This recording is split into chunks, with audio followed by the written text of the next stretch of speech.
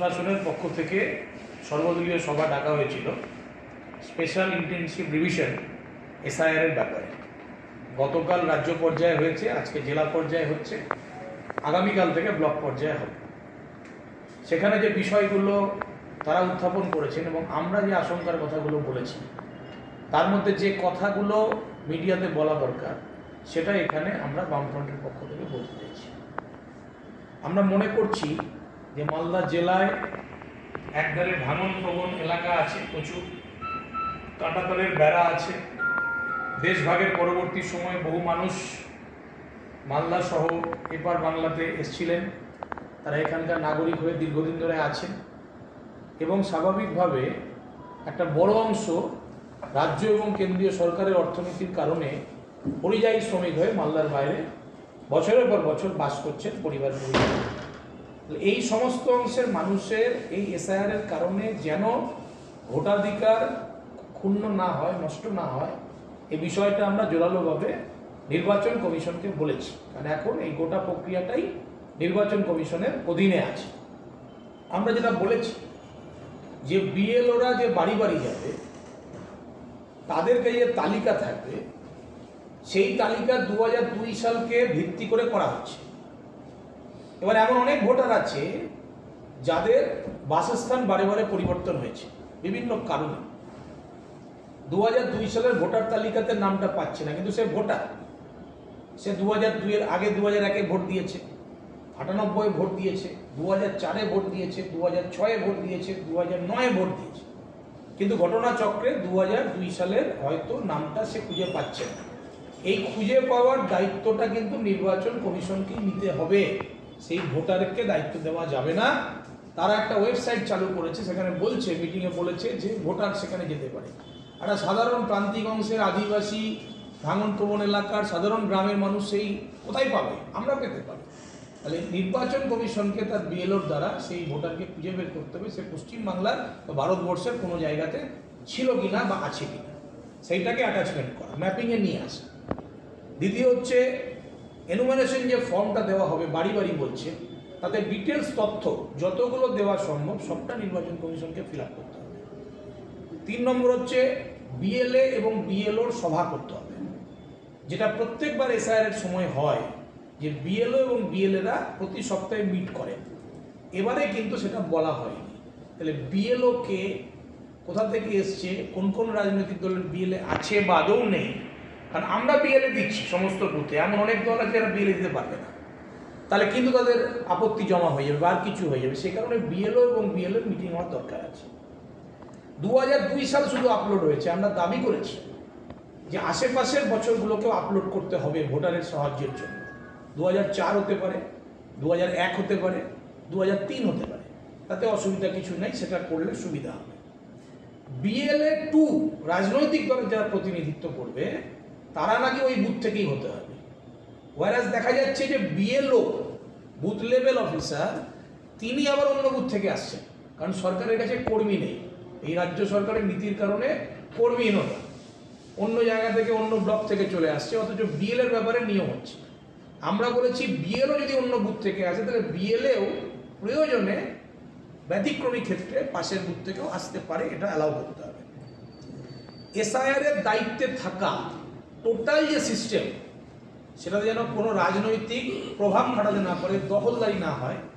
তৃণমূল দখলদারি করে নিল, বিজেপি দখলদারি করে নিল, আর কেউ কোথাও করলো, এইটা দখলদারি মুক্ত রাখতে হবে। স্বচ্ছ নিরপেক্ষভাবে এই গোটা প্রক্রিয়াকে পরিচালনা করতে হবে।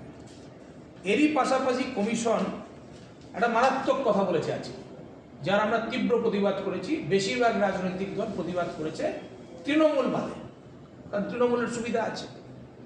সেখানে ইলেকশন কমিশন বলছে যে বিএলওরা বাড়ি বাড়ি গিয়ে এনুমারেশন ফর্ম দেবে এবং তারাই কালেক্ট করবে। বিএলএ 2 একসাথে 50টা ফর্ম জমা করতে পারে, এটা কোনো পদ্ধতি হতে পারে না। বিএলএ 2 তাহলে যার যে এলাকায় দখল আছে সেখানে তাহলে ভোটারকে ভয় দেখিয়ে সে এনুমারেশন ফর্ম কালেক্ট করবে, কোনোটা জমা দেবে, কোনোটা জমা দেবে না, কোনোটা চেপে দেবে। তাহলে এক্ষেত্রে একটা পক্ষপাতিত্বের সম্ভাবনা এবং আশঙ্কা আছে, এটা আমরা প্রতিবাদ করেছি। এবং এরই সাথে বিএলওদেরকে একটা করে ভলেন্টিয়ার নিয়োগ করার অধিকার দিয়েছে, তার আমরা প্রতিবাদ করেছি। কোনো ভলেন্টিয়ার চলবে না, নাহলে শহরের ক্ষেত্রে কাউন্সিলররা ভলেন্টিয়ার দিয়ে দেবে আর গ্রামের ক্ষেত্রে প্রধানরা ভলেন্টিয়ার দিয়ে দেবে। এই বেআইনি কাজ করতে দেওয়া যাবে, এইটা যেন না হয় সেইটার ক্ষেত্রে আমরা তীব্র আপত্তি করেছি। এবং এর সাথে প্রত্যেকটা অ্যানুয়েশন ফর্মে আলাদা আলাদা কিউআর কোড থাকবে, সেই কিউআর কোড দেখে যে ভোটারের যেটা প্রিন্টিং হয়ে আসবে সেই অনুযায়ী। এই বিষয়ে আমরা আমাদের আপত্তি, আমাদের অভিযোগ, আমাদের দাবি আমরা জানিয়েছি। আমরা আশা করব এবং আমরা বলেছি যে এই এসআইআরকে নিয়ে অহেতুক রাজনৈতিক ফায়দা লোটার জন্য বিভিন্নভাবে আতঙ্ক তৈরি করা হচ্ছে, বিভিন্নভাবে। সেই আতঙ্কটা যেন না হয়, কারণ এই এসআইআর 2002 সালেও হয়েছে বামফ্রন্ট সরকার থাকার সময়, তার আগেও হয়েছে বামফ্রন্ট সরকার থাকার সময়। তাহলে স্বাভাবিকভাবে তখন তো রাজনীতি হয়নি। তাহলে এখন তৃণমূল এবং বিজেপি দুটো দল রাজনীতি করছে, এই রাজনীতি মুক্ত করতে হবে এসআইআরকে। নির্বাচন কমিশনেরও দায়িত্ব আছে সাধারণ জনগণকে আশ্বস্ত করার, আমরা রাজনীতি দল তো করবই, তারাও যেন আশ্বস্ত করে, এই দাবিটা আমরা করেছি। এই বিষয়ে আমরা আগামী 10ই নভেম্বর আমরা ডিএম অফিস অভিযান করব। গোটা মালদা জেলার প্রান্তিক অংশের মানুষ, ধর্মীয় সংখ্যালঘু এবং গ্রামের এবং শহরের পিছিয়ে পড়া অংশের মানুষ যারা এই প্রক্রিয়ার দ্বারা ক্ষতিগ্রস্ত হতে পারে আইনি প্যাচ পয়জারের কারণে, সেই ক্ষেত্রে সেই অংশের মানুষের নাম যারা যোগ্য ভোটার যেন বাদ না যায়, আমরা আগামী 10ই নভেম্বর ডিএম অফিস অভিযান করব স্বচ্ছ নির্ভুল ভোটার তালিকা তৈরি করার দাবিতে, মৃত এবং ভুয়া ভোটার বাদ দেওয়ার দাবিতে, এবং রাজনীতি প্রভাবমুক্তভাবে যেন এসআইআরকে পরিচালনা করা হয় সেই জন্য আমরা হচ্ছে যে 10 তারিখে ডিএম অফিস অভিযান করব। জেলা বামফ্রন্টের জমায়েত হবে গোটা জেলার প্রতিটা প্রান্ত থেকে। এই কর্মসূচিতে কমরেড সূর্যকান্ত মিশ্র, রাজ্য বামফ্রন্টের নেতা, আমাদের বিভিন্ন বামফ্রন্টের শরিক দলের রাজ্য স্তরের অন্যান্য নেতৃত্ব, তারা সবাই অংশগ্রহণ করবেন। 10 তারিখে গোটা জেলার মানুষকে আমরা সমবেত করতে চাই এবং এই ডিএম অফিস ঘেরাও করে যেন যেভাবে হওয়া উচিত এই এসআইআর সেইটা যেন হয়, তার জন্য আমরা হচ্ছে যে দাবিটা করছি। এরই সাথে আমাদের আশঙ্কা বা আমাদের আপত্তি বা আমরা যেটা অভিযোগ করতে চাইছি যে মুখ্যমন্ত্রী মমতা ব্যানার্জি তিনি বলছেন যে কোনো সরকারি সম্পত্তি দখল করা যাবে না, সরকারি সম্পত্তি যেখানে যেখানে যারা দখল করে রেখেছে সব দখল মুক্ত করতে হবে।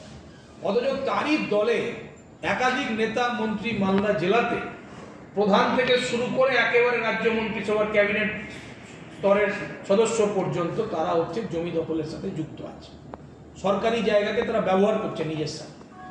তার বিষয়ে নির্দিষ্টভাবে অভিযোগ আমাদের বামফ্রন্টের পক্ষ থেকে, আরএসপি দলের পক্ষ থেকে করা হয়েছে। আরএসপি জেলা সম্পাদক করেছে যে রতুয়াতে ইরিগেশনের বাংলো, যে ইরিগেশনের বাংলো তৃণমূল জেলা পরিষদ, তৃণমূলের যে জেলার যে সভাপতি মালতীপুরের এমএলএ, তার নেতৃত্বে সেটা কার্যত দখল করে রাখা হয়েছে এবং নিজের ব্যক্তিগত স্বার্থে তাকে ব্যবহার করা হচ্ছে, ব্যবসা করা হচ্ছে। এটা প্রথমে তিনি লিজ হিসাবে নিয়েছিলেন, পরবর্তী সময়ে তিনি কাগজপত্র বদলে নিজের নামে বিএলআর অফিসকে ম্যানেজ করে, বিভিন্নভাবে ম্যানেজ করে তিনি হচ্ছে তার রেকর্ড ফেকর্ড সব নিজের নামে, নিজের স্ত্রীর নামে করেছে। এটা প্রমাণিত সত্য। এই মর্মে সমস্ত জায়গায় অভিযোগ করা হয়েছে, কিন্তু জেলা শাসক বা জেলা প্রশাসনের পক্ষ থেকে কোনো স্টেপ এখনো পর্যন্ত হয়নি। অবিলম্বে এই সরকারি সম্পত্তি দখলমুক্ত করতে হবে।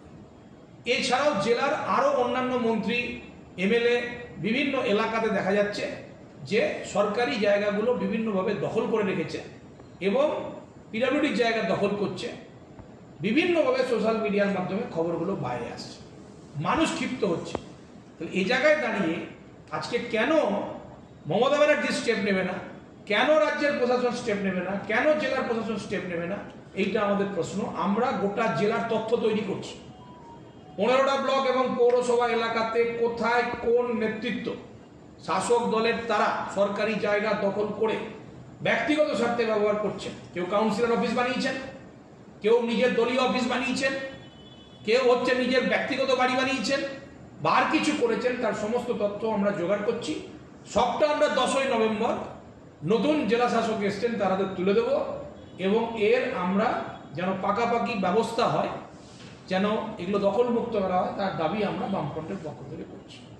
নির্দিষ্টভাবে দুটো দাবি নিয়ে 10ই নভেম্বর আমাদের অভিযান হবে এবং একটা হচ্ছে স্বচ্ছ নির্ভুল রাজনৈতিক প্রভাব মুক্ত ভোটার তালিকা তৈরি করা, মৃত ভোটার বাদ দেওয়া, ভুয়া ভোটার বাদ দেওয়া, গোটা প্রক্রিয়াকে রাজনৈতিক পক্ষপাত মুক্ত যেন করা যায় তার দাবি করা এবং সরকারি সম্পত্তি যে শাসক দলের দ্বারা দখল হচ্ছে এইটা হচ্ছে যে আমরা দাবি করছি। আমাদের আরেকটা দাবি থাকবে, মালদা জেলা বন্যা কবলিত, ইতিমধ্যে বহু সম্পত্তি নষ্ট হয়েছে, বহু মানুষ আজকে বেঘর হয়ে আছে। এই নিয়ে আমরা আমাদের সীমিত ক্ষমতার মধ্যে দিয়ে এলাকায় গেছি, ত্রাণ বিতরণ করেছি, মেডিকেল ক্যাম্প করেছি, আমরা তাদের পাশে থাকার চেষ্টা করছি। আমরা সেচ দপ্তর অভিযান করলাম 25শে আগস্ট, আমরা ফারাক্কার জেনারেল ম্যানেজারের কাছে ডেপুটেশন দিলাম 18ই সেপ্টেম্বর বামফ্রন্টের পক্ষ থেকে। আমরা দাবি করেছি শুখা মরশুমে মালদা জেলায় বাঁধ নির্মাণ করতে হবে।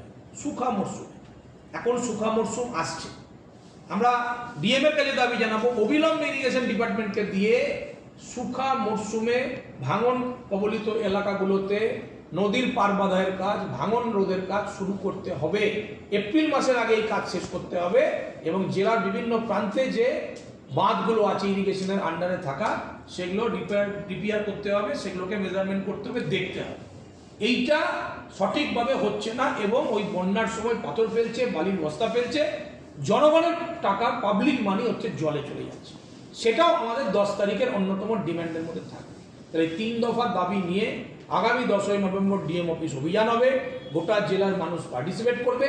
আপনাদের সংবাদ মাধ্যমের দ্বারা জেলার সমস্ত অংশের মানুষের কাছে আমরা আবেদন করব যে নিজের ভোটাধিকার রক্ষা করতে, মালদা জেলাকে বন্যার কবল থেকে বাঁচাতে এবং তারই সাথে এই যে সরকারি সম্পত্তি ধ্বংস হয়ে যাচ্ছে, দখল হয়ে যাচ্ছে, শাসক দল যারা শেষ করে দিয়েছে গোটা পশ্চিমবাংলাকে, তাদের হাত থেকে বাঁচাতে 10 তারিখের অভিযানে আসুন, 10 তারিখের সমাবেশে আসুন, ডিএম অফিস ঘেরাওয়ে আপনারা সামিল হন। এই আমাদের জেলা বামফ্রন্টের বক্তব্য।